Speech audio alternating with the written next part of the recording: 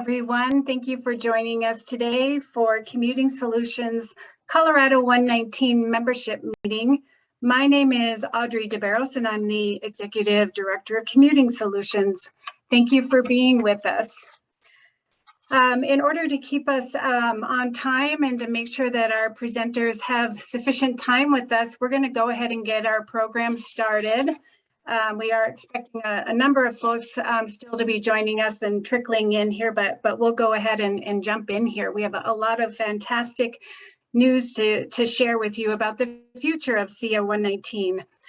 We are really pleased to afford this opportunity to convene our coalition surrounding several transportation funding and policy issues that are really pressing and timely for our region, recognizing that transportation is so important to the economic vitality, connectivity, mobility of our region, and really the future of addressing transportation's impact to climate change. We're pleased to afford this learning opportunity today. Before we get started, we wanted to share a couple housekeeping items to make sure our meeting runs smooth.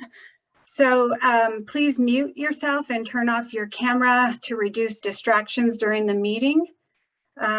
We will definitely afford time for questions and answers via the chat. So add your questions as our guests are speaking, and we will cover as many of those questions as we can with the time available.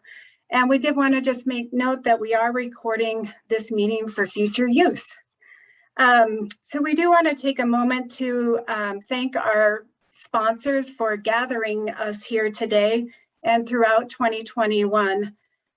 This event is made possible by our presenting supporter, Boulder County. And I would also like to recognize our gold sponsors for 2021, the Colorado High Performance Transportation Enterprise, Elevations Credit Union, RTD, the Northwest Chamber Alliance, and Google. The rest of our 2021 sponsors were included in the slideshow at the beginning of the event. So thank you so much. We greatly appreciate your support of our efforts to convene the Northwest Metro region. If you are new to Commuting Solutions and to attending our membership meetings, we wanted to make sure you know who we are. Commuting Solutions is a 501c3 nonprofit organization, and we serve as the transportation management organization for the Northwest region. And this is a role that we have proudly served for more than 22 years to convene public, private, nonprofit stakeholders and all of our transportation partners regarding regional transportation needs in this Northwest Metro region of Boulder and Broomfield counties. We are also a proud member of the Denver Regional Council of Governments Way to Go program. This is a regional transportation demand management program where we work together with other similar organizations and DRCOG to reduce traffic congestion and improve air quality throughout the Denver region. If you'd like information about joining Commuting Solutions as a member, please feel free to follow up with me after the meeting. So again, thanks for being with us here today. It is really, an exciting time to be working in transportation. There is a lot of momentum happening at a federal, state, regional, and local level. And all of this work that you're hearing about today would not be possible without the partnership of many, many transportation stakeholders and partners on the public and private sides, nonprofit sides, all working together. So we greatly appreciate all of the work that's going in to advance the CO 119 corridor. So to get our program started, we first want to welcome and focus on advancing Northwest Rail and a federal opportunity made possible through the Colorado Department of Transportation called Front Range Passenger Rail. So I'm really pleased to welcome our two RTD board members, Lynn Guissinger and Erik Davidson, Lynn representing District O and Erik representing District I, to get us started. And then we'll turn it over to our technical staff, Quinn, who is the Northwest Rail Project Manager, and David Singer with Cdot, who is their Passenger Rail Program Manager, manager to give us an update on the progress to advance the exploration of peak service Northwest Rail and Front Range Passenger Rail after the state legislature took action this year to advance planning through Senate Bill 238 for Front Range Passenger Rail. So Director Guissinger and Director Davidson, welcome, and we'll let you get us started here. So thank you for your opening remarks. Thanks, Audrey. This is Erik. I'll kick things off here for us and then pass off to Lynn. What we'll talk about today, and you'll hear more detailed information from Chris here, is about the peak rail study that RTD has decided to proceed with executing. So just what this is RTD is going to do a study on the cost of the peak service plan, which was contemplated in 2019, which is 3 trains in the morning, 3 trains in the evening, to look at whether or not that may be a conceivable way to start the Northwest Rail construction. And some of the, just to manage expectations, you know, we're certainly not moving forward with the construction of the Northwest Rail itself. I know Lynn's going to share some of the dialogue that took place on the board. It certainly was very spirited, I will say. But the board has made the decision to move forward with the study, and it's not saying that we're going to go construct this, but it's to go actually get that cost of the peak service plan. The reason we thought this was important as a board, the reason that our leadership thought that this was important, was a couple of reasons. Number one is to get a common set of facts. There's no beating around the bush on this. There's been a lot of mistrust between the community and RTD, certainly on this issue when it comes to costs, when it comes to ridership. And so revisiting those costs, revisiting that ridership, doing so through the lens of the peak service plan will help us all get on the same page if we're doing that with the community and with the cities and with the partners, which is the intent of the study that the board approved. The other reason it's really important is to get a little bit of a floor on the cost of the Northwest Rail. If we were to take this down to a peak service plan as opposed to the full service plan, that cost should give us an idea of the most cost-effective way to start this, barring any big changes like BNSF is no longer on the line or something of the like. And then the final piece, which I think you're going to hear some about here today, is the alignment between RTD, Cdot, and the Front Range Passenger Rail and Southwest Chief, which is looking at how, if we were doing a larger scale project as a region to connect more rail, bless you, Lynn, we may be able to do, RTD could be a partner in this portion. And so aligning the peak service plan with the plans that are coming together for Front Range Passenger Rail seemed to make sense for us at RTD. Obviously, we do not have the financial means to go through and complete the full project right now. But if we were working in conjunction with a partner, and if we were an operational partner, a station partner along the way, it's worth looking at which aligns with our peak service plan. I think you'll hear better details about the study itself from staff, but that's why this has been important to us as a board, and Lynn can share a little bit with you about the discussion we had the evening that we passed this. Thanks so much, Erik. We did, as Erik said, have a lively discussion on the board. As Erik's kind of indicating, this was sort of the moment to bring this forward. You know, there's potential money with Amtrak, potential in the infrastructure bill for new segments, and we've entered in this MOU into this MOU with Front Range Passenger Rail and Cdot. We're pleased to be working together with Cdot and RTD on those 2 projects, Northwest Peak Service and Front Range Passenger Rail. Cdot has also been participating in the development of the Northwest Rail study scope of work. Ultimately, the board passed a recommended action to fund the study at the amount of $8 million. Started off less, it became more, and we really looked at, well, staff went to the stakeholders in the Northwest region and really looked at what needed to be done now and what made sense to invest in the study to get us to the point that Erik was talking about, where we understand the costs and people have a shared understanding of what this would look like, the impacts and all of those things. So the board ultimately looked at an $8 million study. Ultimately, it passed with 12 yes votes and 3 no votes. The concerns there raised, though, were much closer than that vote would indicate. Some people feel strongly that RTD should not invest that money on a study on a train that we don't have funding for many years into the future. But as I said, right now, we're working with the idea of working with Front Range Passenger Rail, possibly with infrastructure money, those sorts of things, to see if we can move it sooner. And we had, I think people ultimately felt like, yes, we made a promise to this area. We owe it to really understand what the costs and ridership would be.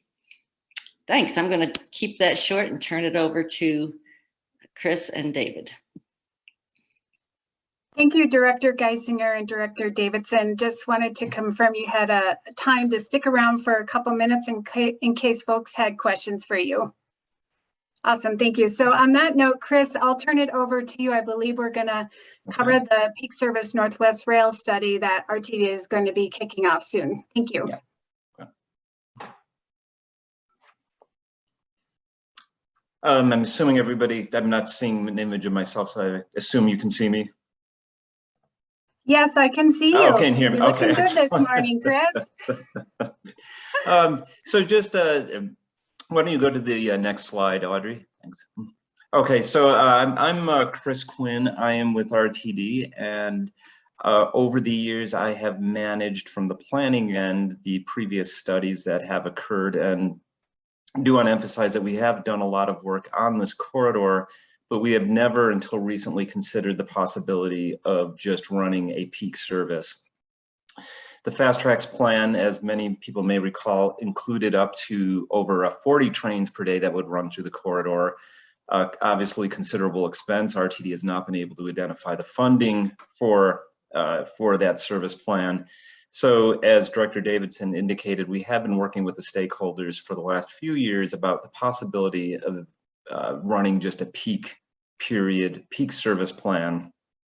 We've done a lot of internal work on what that might look like, again, working with the jurisdictional stakeholders, but we've never really done an in-depth, what would it really mean? What would it really look like? But just overall, on this first slide, you do see what we're talking about, and that would be 3 trains in the morning that would originate in Longmont. They would run the whole corridor down to Union Station. They would be just one-way trains, so 3 trains coming in to downtown Denver in the morning, then the reverse in the afternoon, 3 trains outbound from Union Station to Boulder and on to Longmont. We have of the original intended Fast Tracks corridor. We have constructed the first 6 miles.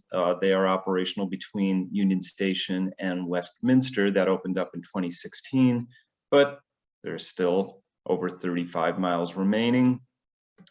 We anticipate that the travel time from end to end on the corridor would be anywhere from 60 to 70 minutes. And the reason that we have such a vague number there is due to the fact that a lot of it would depend on really how many stations we ultimately end up with and what kind of rail technology we end up using.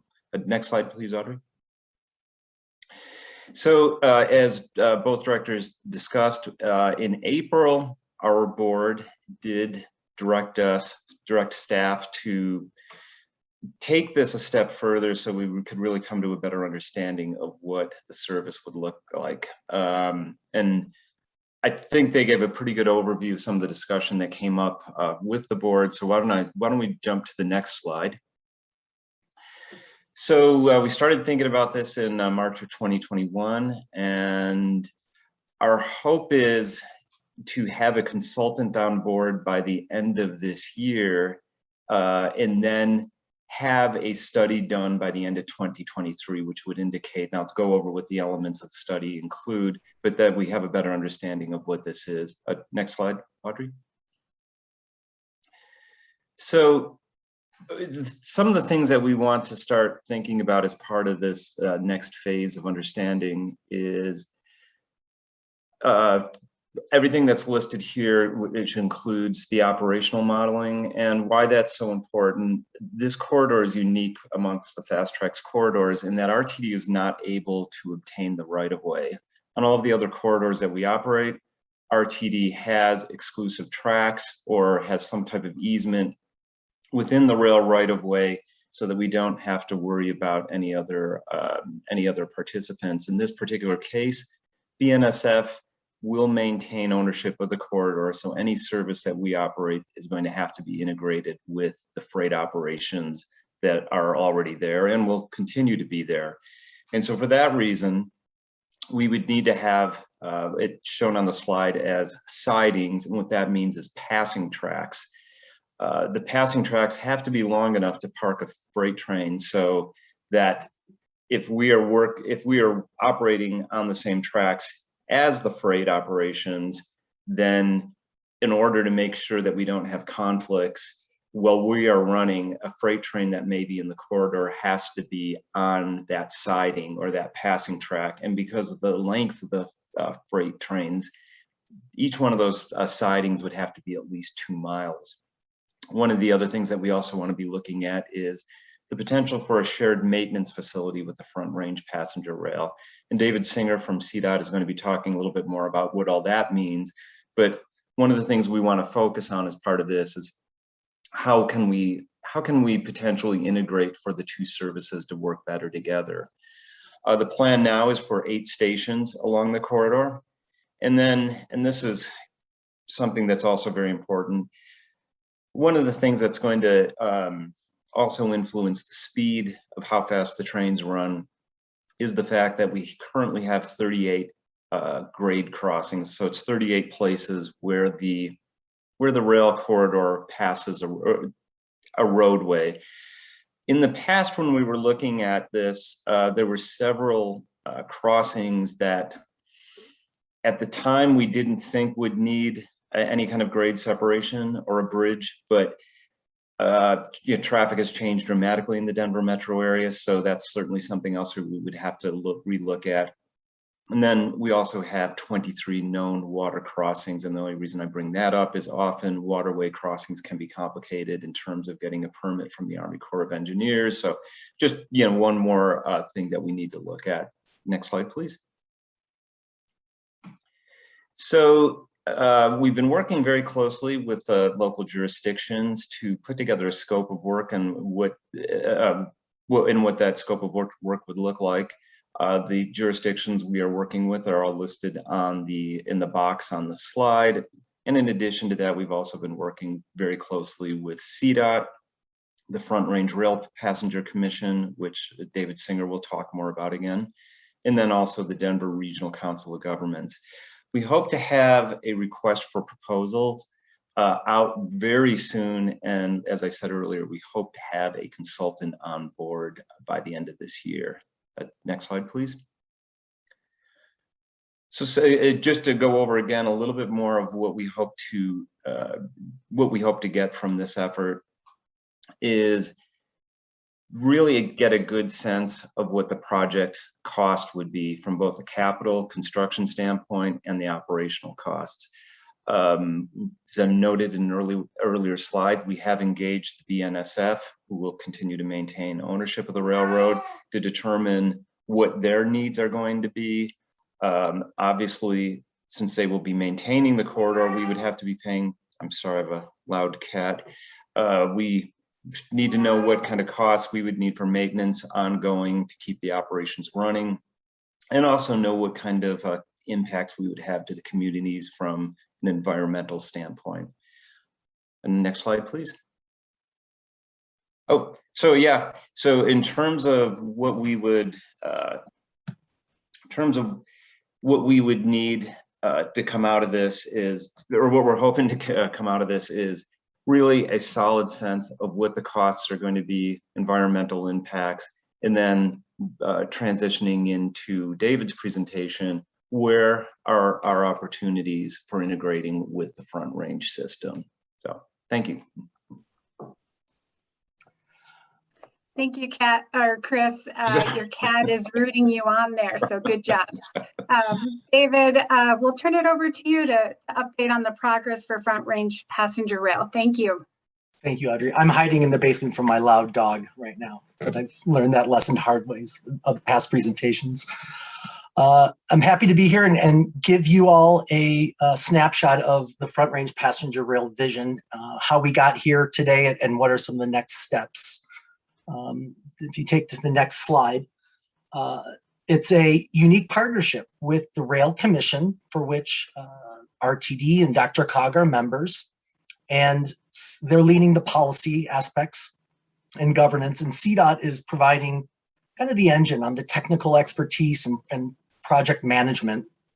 And at its highest level, you see here its vision is to provide a choice that we don't have right now, moving for intercity travel from Pueblo to Fort Collins. And the idea is that if we can have this backbone in place, there's a lot new opportunities that could stem from that. And so we started off looking at freight alignments and interstate alignments and existing transportation corridors.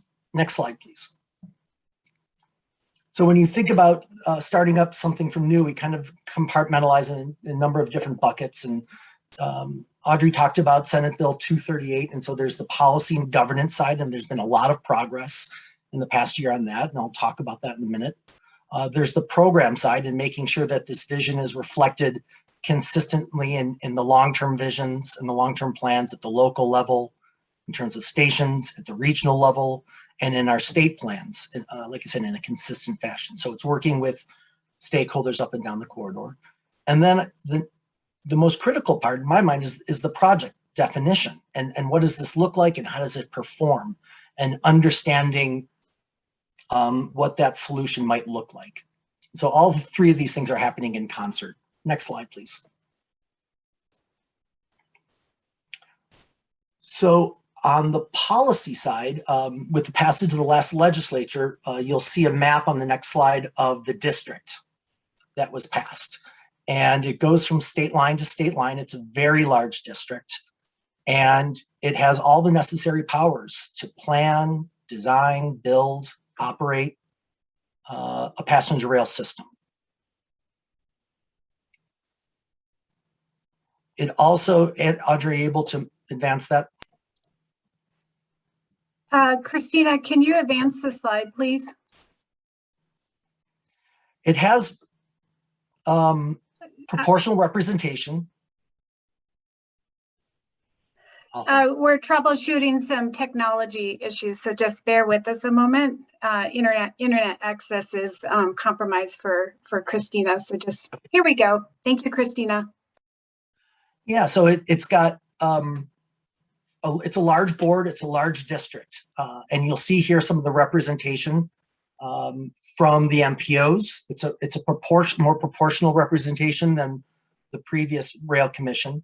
There are governor appointees, a Cdot appointee, and then non-voting members from the railroads, including Amtrak, RTD, and then even beyond the boundaries, Mountain Corridor, Wyoming, and New Mexico, looking with a kind of anticipation of future expansion. Next slide, please. And so I think in the next 6 to 9 months, appointees will start being selected for this district. The first meeting is in May. The rail district will succeed the existing Rail Commission, and they'll be looking, to advance policy and kind of looking to move to a ballot question. But there were some triggers placed in the district legislation at the bottom, and that there needs to be some technical work or sufficient technical work to be conducted first. And so the publication of a service development plan, an operating and a financial plan needs to be done first before any question is brought to voters. So to transition to the project itself, we wanted to understand what's possible and what we're trying to accomplish. And you see here kind of garden variety needs, but important ones that everyone can agree on, things that we're looking to provide a reliable and equitable choice, something that is in response to the legislation, is in response to future growth, something that connects major population centers, and is done in a context-sensitive way. We're trying to do something that is feasible. We want to stay grounded and understand what's possible so that at the end of the day, we develop something, it can be then delivered. That's what we've gotten our cues from a lot of, across the country, working with some of our partners on Class 1s and other successful passenger rail systems. Next slide, please. So we know that there's some really high level criteria for us to understand that what's feasible. Is this operationally feasible? Will people use it? How will it perform? Will it be competitive? It's a very constrained corridor, as we all know, and are there acceptable amount of environmental impacts associated with this, with communities, sidings, as Chris mentioned? And third is it financially feasible? We want to be responsible with taxpayer dollars. To build is also financially feasible to operate and maintain. And then if we can get to yes on all three of those questions, is this reflect what the public's, the will of the public? And we'd be taking something to the voters for a sustainable funding source for construction, operation, and maintenance. The work here you see is kind of our scope for a federal grant. We want to be competitive for federal funds. And so we need to enter into an alternatives analysis process where we look at a reasonable range of potential solutions. And these are the tasks that will help us further that service development plan. Next slide, please. So something that's occurred, of late is potential partnership with Amtrak. Until now, we've kind of looked and hoped for federal funding, and it's still a potential, but Amtrak has us on our short list of potential expansions for their national network. And they also are lobbying Congress for funding. And so we want to be competitive for that.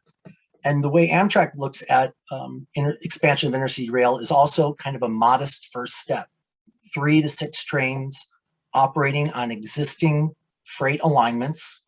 And they would be the operator, and they would help with some capital investments, potential with the rolling stock or the fleet, maybe some station improvements, and then with upfront help on the operational investment. Again, this is very speculative. It's not sealed and signed, as you know, but they bring a lot of expertise and know-how. And they also bring a preference of operating on tracks under federal law, which is enticing in terms of overall performance.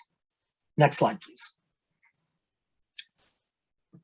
So to take a step back, there's a lot going on the Front Range related to passenger rail. There's a lot of current and upcoming studies. At the local level, you see green dots in Pueblo and Colorado Springs. They'll be looking at station area plans. The green is the Northwest Rail, which Chris mentioned. Up north is the purple linking NOCO, led by North Front Range. They're looking at intra-regional travel. So all of that, to use the backbone metaphor, is kind of connected and informed that red alternatives analysis exercise. And they all kind of coexist in the district boundaries that you see here in kind of an almond color. So it's an exciting time to really see all the stakeholders up and down the corridor think about what's possible. And so we're just getting started with this map. I do want to mention, you see a number of different routes or corridors in red. The district legislation in 238 stated a preference to start on the green route, Denver to Boulder to Longmont. So that's where we're, not predetermined anything, but we are heard loud and clear the charge of the legislature. Next slide.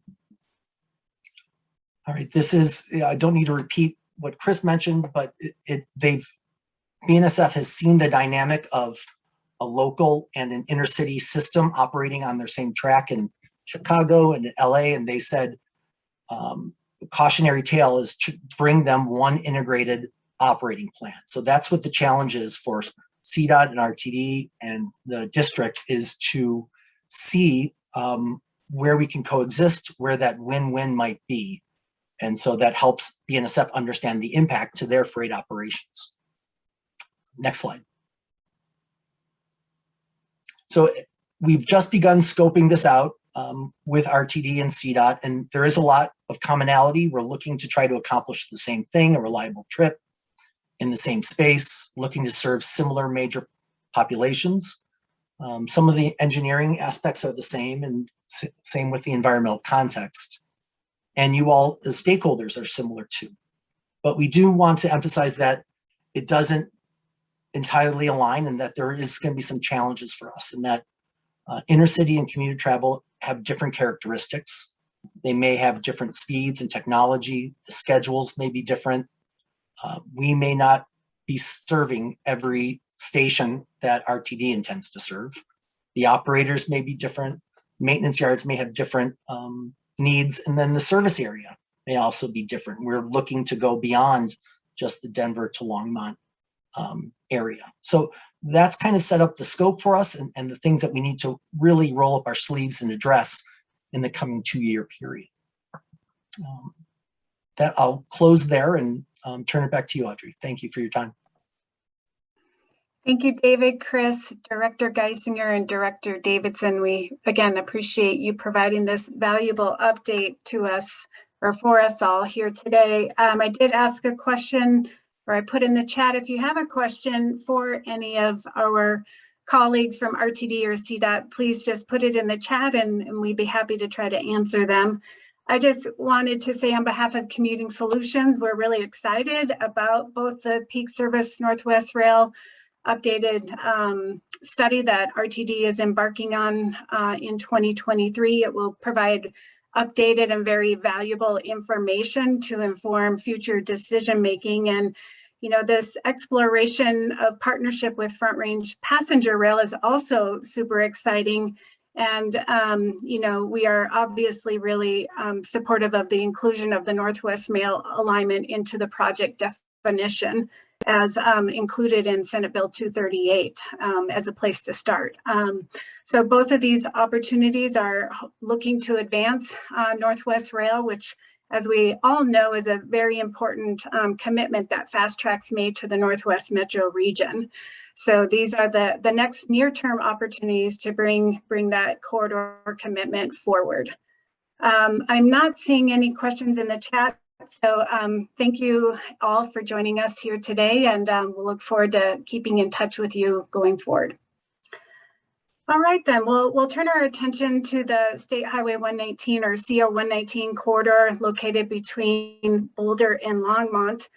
CO 119 is one of 6 arterial BRT corridors identified in the Northwest Area Mobility Study, and is really the highest regional transportation priority for Commuting Solutions in the Northwest Mayors and Commissioners Coalition, as identified in the NAM study. This was a really important regional consensus building effort that all of our transportation stakeholders identified to or completed to identify short, near, and long-term transit improvements in our region. So we're super excited to be partnering with Cdot, RTD, and our local governments to advance the future of CO 119 between Boulder and Longmont. And we're pleased to have with us here today Dan Marcucci, who is the Cdot Region 4 resident engineer, working in partnership with Ednana Mertic to advance the corridor for our region. So welcome, Dan, and let's hear the latest and greatest about CO 119. All right, thank you, Audrey. I am having some internet issues of my own, so I'm going to go sans video to hope it helps that out. So I hope you got me all right. Yeah, so like the intro slide said, I'm Dan Marcucci, Cdot resident engineer for Boulder. I'm going to give a 119 corridor overview. Next slide, please. This corridor vision was developed during the NAMS process and has been kind of our guiding principle for all of our current and future projects. Optimize regional connectivity and mobility between and within Boulder and Longmont by providing multimodal improvements that result in faster and more reliable transit travel. So pretty broad statement there. But like I said, we're using it for all our current projects. So we're working toward that common goal. Next slide, please. Just taking a step back a little bit, and the NAM study that we've mentioned a couple of times here was a Northwest Area Mobility Study in 2013 and 14. It was really looking for and improving opportunities for transit in the Northwest area here. Priorities there were to complete the 36 BRT system, which turned out great. And then looking at 119, 7, and 287 for future BRT kind of connections and possibilities. And ultimately working toward getting Northwest Rail finished. So that's still a work in progress. This was a RTD study, by the way. So next study, please, or next slide, please. Building off of the NAM's work, RTD launched in about 2018 or 2019, launched the 119 BRT study, looking at a BRT service from Boulder to Longmont on that identified 119 corridor. It eventually morphed from a BRT study, just a full multimodal PEL kind of study. The goals, as you can see here, were addressing future travel demand, optimizing transit services, reducing transit travel time, and providing an efficient BRT service. That was the goal. This was really, I think, in part at least, designed as kind of a bridge to get us closer to some kind of service until the Northwest Parkway was somewhat operational. The study was completed with input from all the local communities and Cdot as a whole, and ultimately it identified about $250 million worth of funding needs for the corridor. That's a lot of funding, a lot of money needed, so we really worked after that to try to break it down into more workable pieces.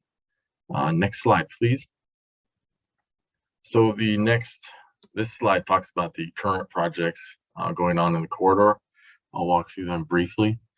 There's the commuter bikeway project by Boulder County. I think Stacey Proctor is going to give an update on that one soon here. And then Coffin Street Busway project in Longmont. They actually had their open house last night, so that design is progressing. 119 and Hover intersection reconstruction. Longmont submitted a raise grant for that to try to get funding to reconstruct that entire intersection. I think we're still awaiting word on that raise grant.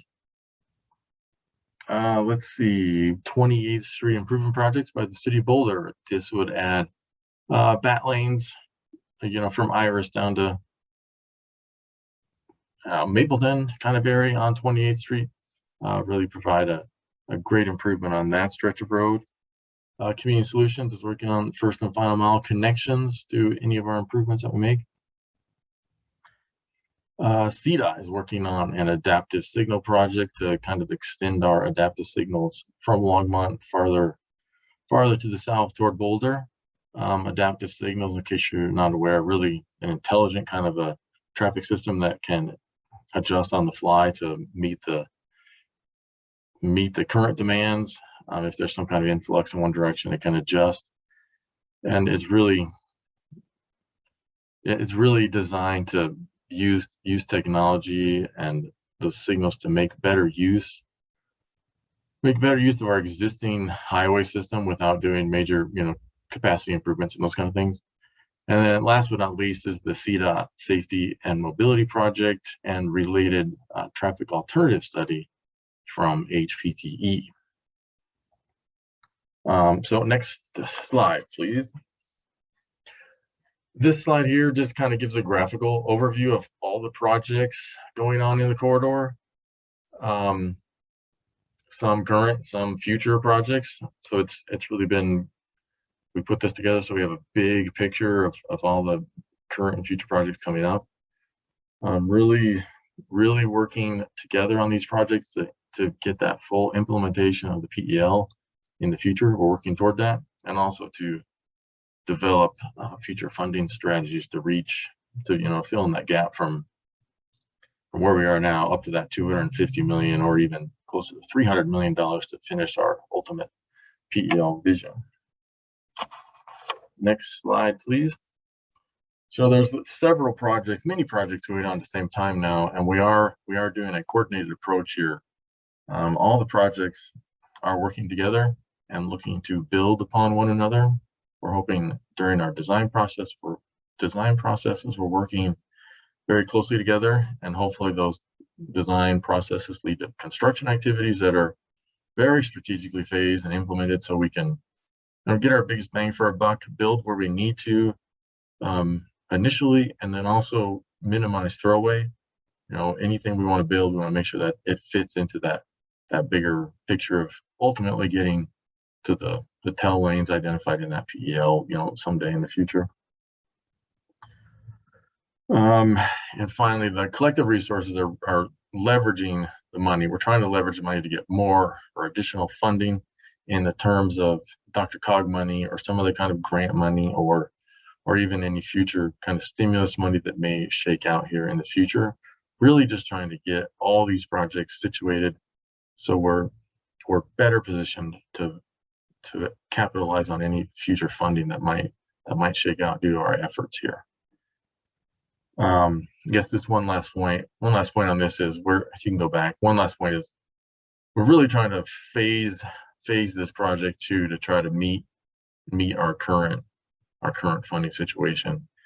And so that's one challenge we're having now, is to phase it, looking to make the best, get bang for our buck for the money that we have right now. Next slide. So the Cdot effort, the safety and mobility study and the related traffic alternative study is kind of what we wanted to give an update on today. I think we've talked about this before at previous meetings. We have looked at several alternatives on the corridor there with this alternative study. They're all based on the year 2045 traffic. The baseline scenario is one scenario where we looked at basically just improving 119 and 52 and Hover and 119, and then also adding a signal there at airport northbound. Other alternatives were transit slip lanes or queue jumps.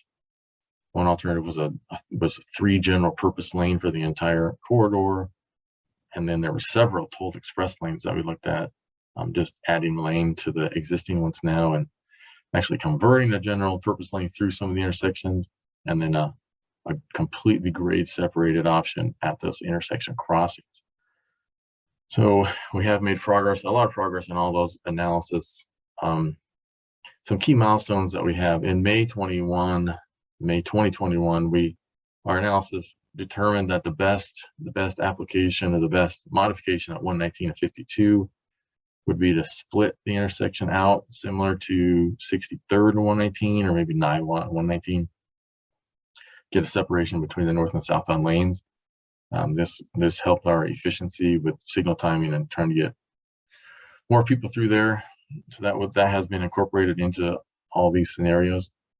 And then the last key milestone on this one is really trying to, it looks like next month we will have this study completely finalized, and we look forward to sharing those final results with you once we have them. Next slide, please. While we don't have the final study complete, we do have some key findings and takeaways that are kind of bubbling up to the top that we wanted to share. It looks like, just the intersection improvements at 52 and Hover, it looks like those will significantly improve our corridor performance compared to doing nothing at all. Our transit slip lane alternative really did have significant improvements for travel time savings and trip reliability for BRT, and it also was a very low cost compared to the other ones. So that one has garnered some interest. All of the tolled express lane scenarios did provide, similar kind of travel time savings and reliability, but they came at a much higher cost. So, we're just taking that into account. And then the analysis also included a safety assessment of each alternative. A lot of our accidents are concentrated in intersections, so we're planning that, or we're thinking that our intersection improvements will help with some of those. I know there's some side street and cross street intersections that we're going to look at also. We also completed a life cycle cost analysis, and this is kind of where those toll express lanes kind of hit the higher price due to just capital cost at the beginning with either additional pavement or overhead structures. So that's it for that slide. So the next slide here would be the next steps for the safety and mobility. The next step would be to finalize that traffic study next month and then take that to our leadership teams, either our project leadership team, which meets later today, and then our executive oversight committee, which meets next month. So we'll get buy-off on those two teams on our, suggested or recommended preferred alternative. Once we have that buy-off, we'll develop a scope of that project based on the preferred alternative and funding availability, and finally get into our preliminary design, which I know our design consultant Muller has been chomping at the bit to get going, and we're excited to see what they can churn out. So the final takeaway would be our key milestones for design. Looking at preliminary design sometime in the summer of next year already. That's a 30% kind of a level. Get our footprints and have input from our stakeholders on there, and then final design probably sometime in early 2023. So that's it's not terribly far away, 18 months or so. And then advertise for construction there in probably late spring of 23 and go to construction soon after that. Construction will probably be kind of a year and a half or 2 year kind of time frame. And so that's the update. We hope to have that finalized decision here next month in October to bring back to the group at some point in time. So I went kind of fast, but if there's any questions, please let me know and I'll be happy to try to answer. Thank you, Dan. You did a wonderful job. It's so exciting to see all of the progress to advance the various pieces and parts of this corridor. That is a super important regional priority for our area. What do you see as the near-term challenges to get to 2023 construction? Well, finalizing the study and getting the buy-off on our coming recommendations will be initial hurdle, and then really just through preliminary design, our normal kind of challenges with agreements with ditches or agreements with railroads if we need to have that on the west side there. Hopefully not. Trying to work toward the east, work toward the center, I should say. And just that ongoing coordination with all these different moving parts to try to make sure that we are getting our best bang for a buck on the money we have now, and trying to build stuff that fits in with the future goal of those ultimate TEL lanes out there. And I kind of missed that comment that popped up there, so. It was a question actually that might be more pertinent to RTD. There was a question regarding if there's federal funding for the Northwest Rail or Peak Front Range Passenger Rail project in the Invest for America Act or any other legislation under consideration. To my knowledge, the answer to that is no, but how about we come back to that question after we wrap up? I'm sorry, Dan. I think that's it. I'm not seeing any other questions in the chat. Just on behalf of our coalition, we're just so grateful for the progress that you and your consultant team, as well as RTD, is making to move this corridor forward. It's super exciting, and we're glad to be a part of the progress. So thank you so much. All right, thank you. Chris, Quinn, did you want to answer that question real quick? Yeah, so right now, given the information that we have, we don't believe that there is any opportunity for the Northwest Rail. However, one of the things, and I failed to mention this when going over the presentation, is one of the other key things that we hope to answer by going through this process is, once we have better numbers in terms of what the cost and the ridership are, that will help us to move forward and give us a much better understanding of what we may be eligible, what kind of type of grant programs, any federal, state money that may be out there. Right now, we don't even know exactly what the corridor would cost. And generally, to be eligible for a lot of the federal funding programs, you have to have a certain level of project planning as well as design completed to meet the eligibility requirements. So by moving this effort forward, we are hoping to be placing ourselves into a much better position for potential future funding sources that may be out there. Great, thank you, Chris. All right, well, let's move along to share with you an update regarding the CO 119 Bikeway progress. Concurrently, while Cdot and RTD are proceeding with the design of CO 119, Boulder County is taking the lead in the conceptual design of the Bikeway and has been working with many stakeholders, partners, and public to obtain input to the design. We're pleased to welcome back with us Stacey Proctor, who is the project manager for the CO 119 Bikeway, to update you on the status of this exciting component of the corridor plan. Welcome, Stacey. Thank you, Audrey. Thanks everybody for having me. I'm excited to give another update on our Bikeway project, and we might have a little bit of overlap with what Dan told you, which I think shows, we are really trying to coordinate together well. So I'll go ahead and go to the next slide. So we just wanted to introduce, they're not here, but just mention our other folks from the Boulder County project team. Alexander Phillips is our bike planner and also our public engagement lead for the project. And then Tanya Luber is our regional trails planner and is helping with the Bikeway project as well. Next slide. So yeah, just as we've been talking about, this project is really needs to work in close coordination with all of our project partners, Commuting Solutions, RTD, Cdot, City of Boulder, and City of Longmont. So we're working closely with them as we move forward with the design of the Bikeway to make sure that it fits well within the cities at either end, and then that our designs work well with the BRT and highway improvements that Cdot's working on. Next slide.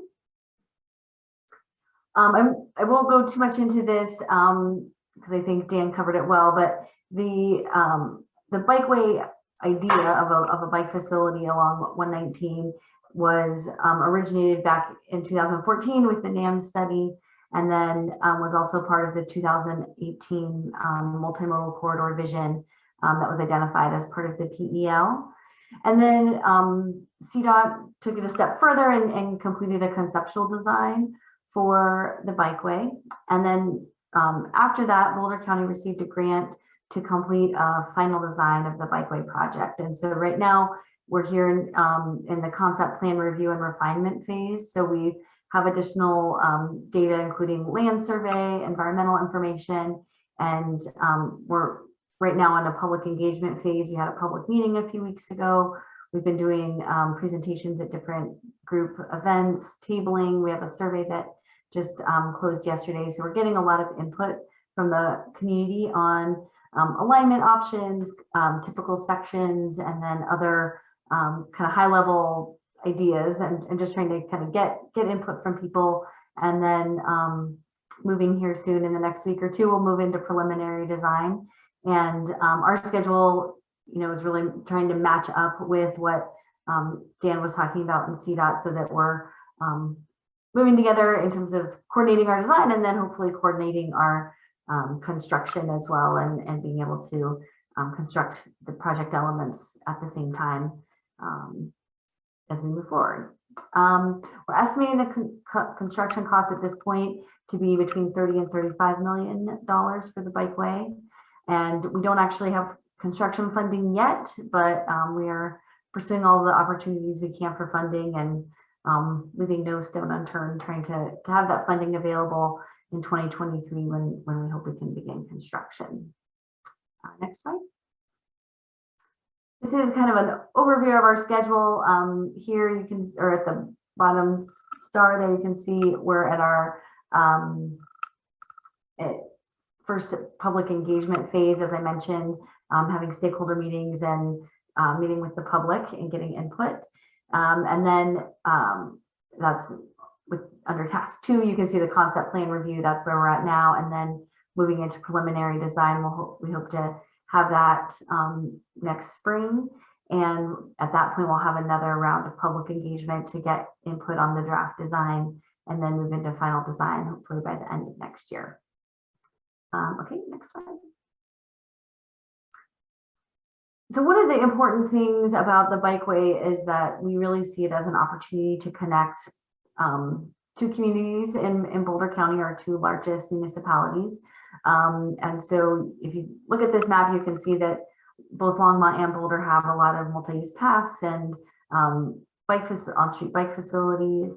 And there's really not a way to get in between those communities in a direct off-street way. And so we really see the Bikeway as a way to connect Boulder and Longmont and provide people with an opportunity where they could ride their bike from downtown Boulder all the way to downtown Longmont without having to interact too much with vehicle traffic, which, as the next slide will show you, is really an important part of really encouraging more people to use active transportation and bike. So next slide. So this map, or this slide shows results of a survey that was done by the National Research Center, but there's been other surveys done that show similar results, which is that about 4% of the public identifies as a highly confident bicyclist who is ready and willing to ride on pretty much any type of street.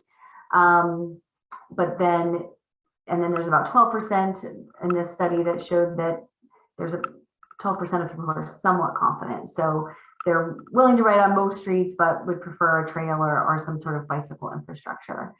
And then there's this 59% that we call the interested but concerned. So these are the type of people who would be interested in riding their bike, but they really are concerned about safety and don't want to be riding their bikes next to fast moving vehicles.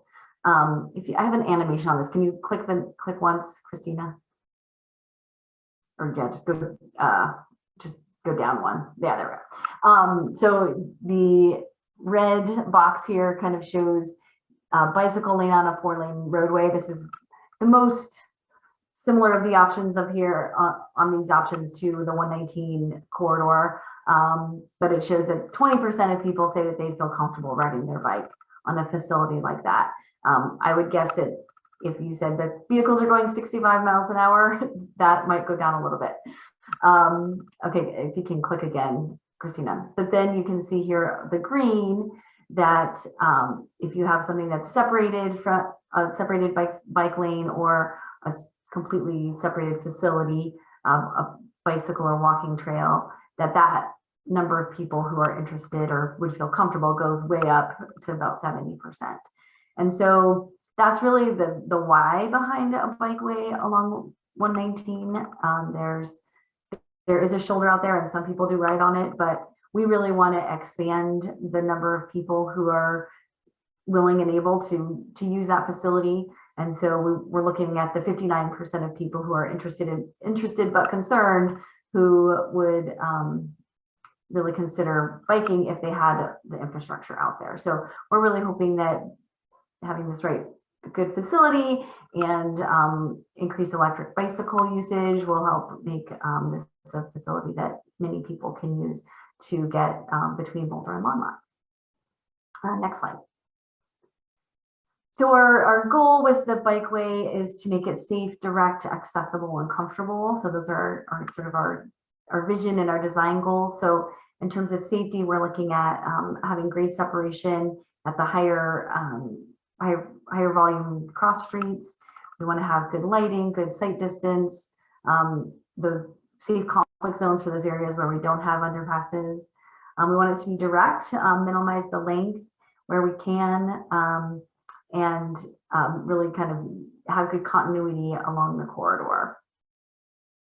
In terms of accessibility, we want to make sure we're connecting to the trails, have it something that is really inviting to all user types, connect to the BRT, have good first and final mile connections. So something that can can be used for part or all of a trip, and it has good connections to the communities between Boulder and Longmont. And then comfort, we're looking at a wider path than your standard. 12 feet is actually the same as the US 36 bikeway width. So looking at something a little bit wider than what you might find within a city. We want it to be a smooth surface. We plan on doing snow removal, something that can also accommodate e-bikes. So something that's comfortable that can be used year round. Next slide. These are some typical cross sections that we're looking at. So on the upper left, you can see the standard width bike path that's 10 feet. And then what we're looking at for the majority of the 119 bike path would be 12 feet. And then we're looking at some wider path options in the higher activity areas. So primarily around where the BRT stations will be. We're looking at either a kind of faster section for bikes and then a more casual zone for both pedestrians and slower bicyclists, or an alternative of one direction, a northbound direction for bikes, a southbound direction for bikes, and then a separate section for pedestrians. So that's somewhat similar to what you can see on Broadway near CU. That's kind of the configuration that the bike path is in over there. So we've been getting input on this. We have a survey out with people can kind of tell us what they think about these two bottom options, and we'll be making a decision on how to do that soon and moving forward with the design. Next slide. I did want to just kind of give a little bit of detail about what we're looking at in terms of alignment options. So this is on the Longmont side of the bikeway.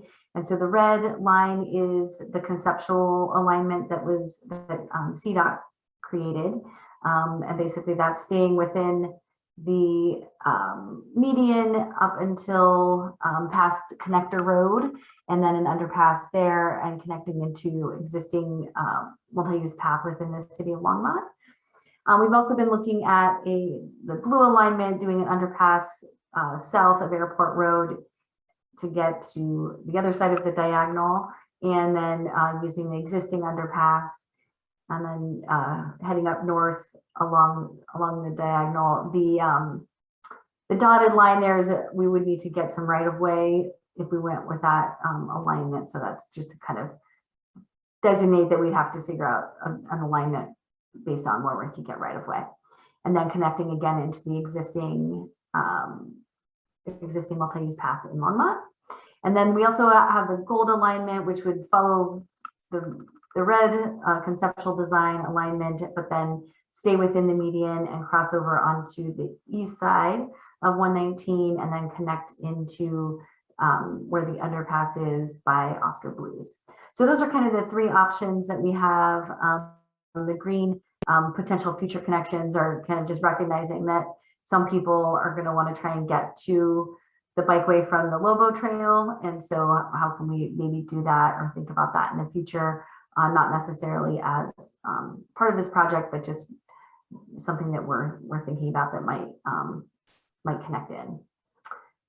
So we're still getting input on these and hoping to make a decision soon. We've talked with the city of Longmont and lots of other stakeholders, and it was one of our questions in the survey that we had to see what folks thought about that.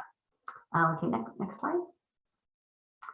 I just wanted to share this because I think it's just a good demonstration of how we're trying to coordinate our design. So you can see this here is just a very rough conceptual design of the park and ride and bus station at Niwot Road. So the white is the parking area, and then the blue rectangles are the bus platforms. And this is not official, but just we put something in there so we can kind of show how we'll connect to it. So the bikeway would have an underpass at Niwot, and then kind of go along the side of the park and ride. Next slide.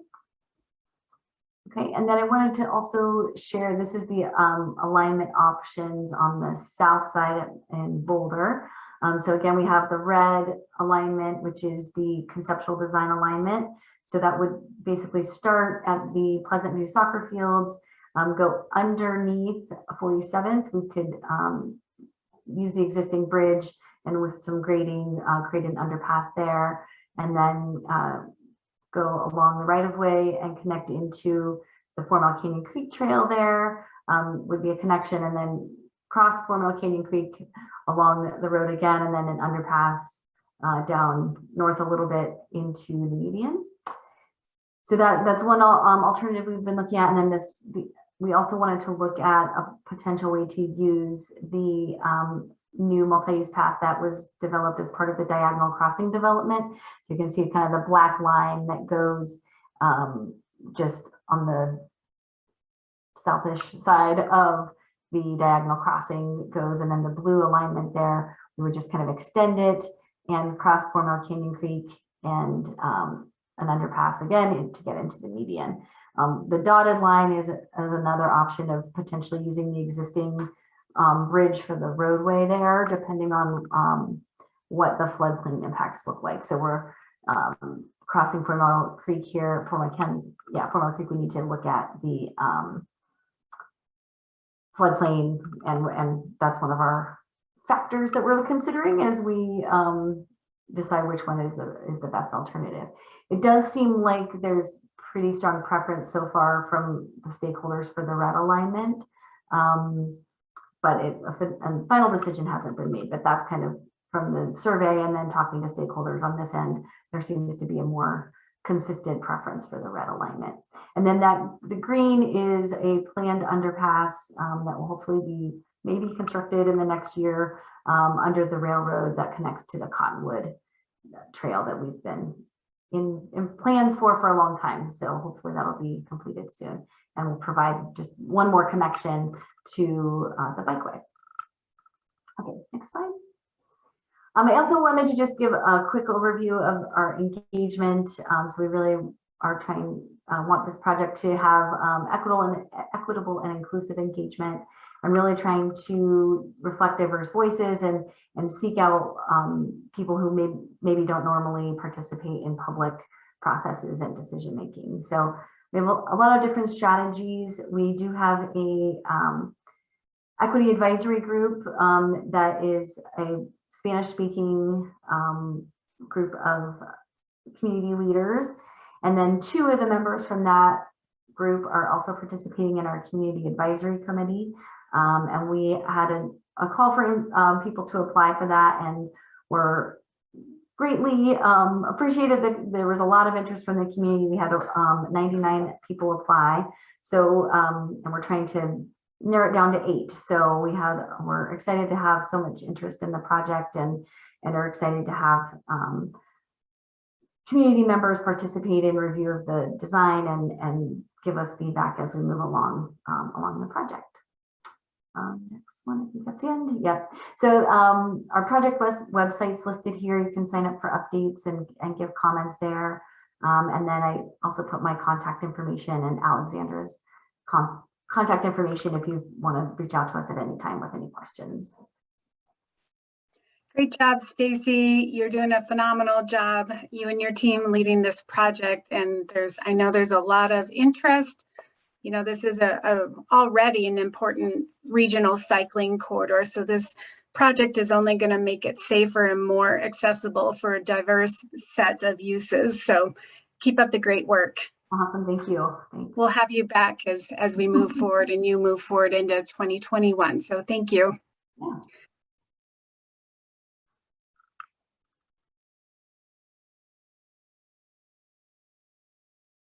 Great, can you guys hear me?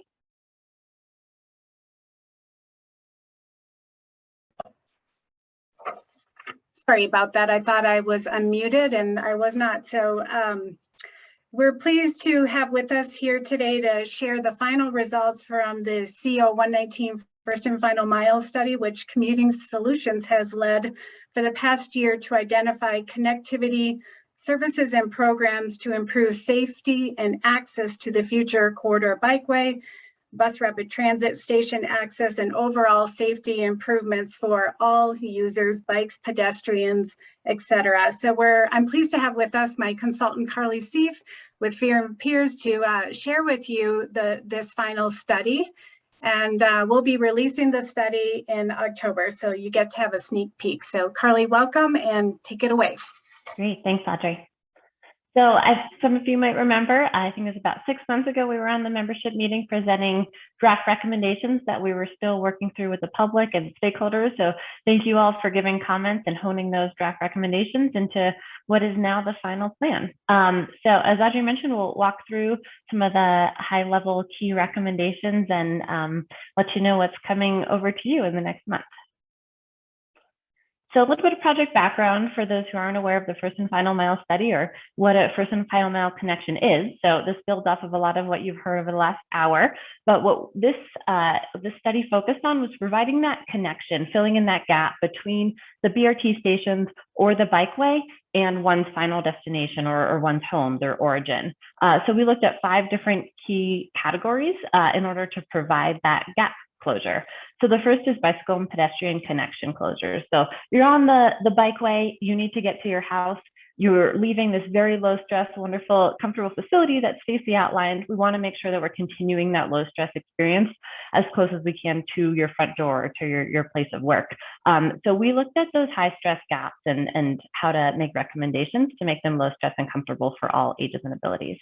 And then wayfinding signage, so making sure it's really intuitive and clear for people to navigate, that we identify key destinations and distances to travel to those key destinations from the BRT stations and the bikeway. And then transportation demand management strategies. So these are policies and programs that help supplement the infrastructure that we'll be talking about and help provide people with transportation options that are accessible to them. And then 2 of the recommendations we looked at just focused on the gun barrel station at this point, with opportunities to expand to other station areas in the future. The first is shared parking, how to leverage nearby businesses and their extra parking and lower costs of park and rides or the need for additional capacity at park and rides, and allow for phasing of those park and rides to provide additional shared parking and leverage the existing resource. And then lastly, microtransit, which we looked at the gun barrel station to provide a shuttle from the BRT station to people's origin or destination. So we'll unpack each of those 5 recommendations in a little bit, but just wanted to give you an overview of what we looked at. So this would not have been possible without an extremely robust community engagement process. So we went to the community in 2 different phases. Early on, what are the existing conditions? What are those key challenges to traveling in the corridor today? When you think about the improvements that are going to be along the corridor, what in the future do you see as your barriers? And then we came up with draft recommendations based off of that and walking out its best practices, a lot of research, and then presented those draft recommendations and got feedback again. So each of those 2 phases, we took a number of different kind of multi-pronged approach to make sure we were reaching everybody in the community. So we had an awesome stakeholder group that was really involved throughout the process. We met multiple times and just ran ideas by them and sought their expertise as we went through each of those different 5 recommendation categories. And then we went on walking audits. We experienced firsthand, what are those challenges? Where are there tree branches? Where you've got a duck to be able to navigate under? Where is the sidewalk too narrow or the walk time too short? That was really helpful to go beyond just Google Earth and a GIS analysis and be able to experience it. And then town halls, we had in both English and Spanish to engage the broader community. For those who weren't available at those times, we had online platforms, a web map where you could drag and drop pins, leave a comment at certain specific locations, and then an online survey too. So we got lots of great input. You can see some of that here to the right, but this was essential in informing these recommendations and make sure they matched what the community was expecting and the goals from people who walk, bike, and ride these facilities every day. So this is a summary. This is our executive summary that just gives you an overview of how this all plays together. So each of the different colors is a different category of recommendation and just shows the universe of options. So when you get off at the station or you're coming off the bikeway, you can use any of these different facilities or services available in order to navigate. So it just provides a visual summary that we thought was a fun way to tell the story and to kind of tie it all together. So lots of information here, which when the report comes out, you can zoom in and play around with, but wanted to give a little overview of each of the different kind of players and options in this study's recommendations. So we'll start with the first category of recommendations, which was the bicycle and pedestrian connectivity piece. So an overview of the different categories. So this is a little bit of some of the challenges that we heard from the community and that we saw when we did our analysis, and that we addressed through recommendations. So first one was increased connectivity. There's just a disconnect. Sometimes it's out of direction travel that's necessary to stay on a comfortable facility. We want it to be really convenient for people, provide the kind of the easiest way and the shortest distance way to get to their final destination. So we made recommendations to increase that connectivity and the network available. Crossings, there's some really wide crossings, high speed crossings, right turns with low visibility. So we heard this a lot, and we saw it in the walking audits as well. So a lot of our recommendations are intersection recommendations of various forms to make those crossings more comfortable. That can often be the weakest link of a low stress facility and where we see the most crashes as well. In addition to crossings, the segments are really important. So we made recommendations for protected bike lanes, sharrows when the volumes and speeds are lower, and even multi-use and side paths as well. And then ADA accessibility is important, whether it be short-term maintenance in the snow removal category or curb ramps, or even along the segment, making sure the sidewalk is well maintained and wide enough. So we made these recommendations at 10 different high priority stations along the corridor. This is one example at State Highway 52. So you can see that there's a number of different categories of recommendations. And then we also built off of previous plans. So there's been a lot of work done in this area already. So we wanted to make sure that we were leveraging that investment and some plans and community buy-off in this area, and then adding to that our own recommendations. So when we looked at everything kind of overlaying on top of each other, together creates this network that gets people to those key destinations and where they want to go. So it's just a sample of what one of the map recommendations looks like. And then on the next slide, there's a table that goes with that if you're really interested, has in-depth description of what exactly is being recommended at each of those intersections or corridors, who should be involved in implementation, and then what are some short-term steps. And really exciting that a lot of these, a few of these have already been implemented. And this interim step column has been really key to see what are the first things that can be done to begin to move towards implementation. So props to Audrey and her team and folks of the city of Boulder for getting these recommendations already on the ground before we even see this plan going out to the public. So very exciting. The next category is wayfinding. So we put out a survey to the stakeholders and also had survey questions and an online survey to the public to come up with what are those key things that we want to see in wayfinding. What are the essential criteria? It's got to be easy to read. You often cyclists traveling at 13, 15 miles per hour. They need to be able to register the information on the sign very quickly. The information needs to be useful, and this kind of ties back to number one, that you can only have so many words on a sign. So we want to make sure we're being really strategic in what destinations appear on those signs. And so we created a destination selection guide to have these different tiers of whether it be a regional park or the BRT station, and to identify what destinations should make that cut for the sign. They need to be easy to maintain. We want to think about feasibility from a financial perspective and sustainability on the cost side over time.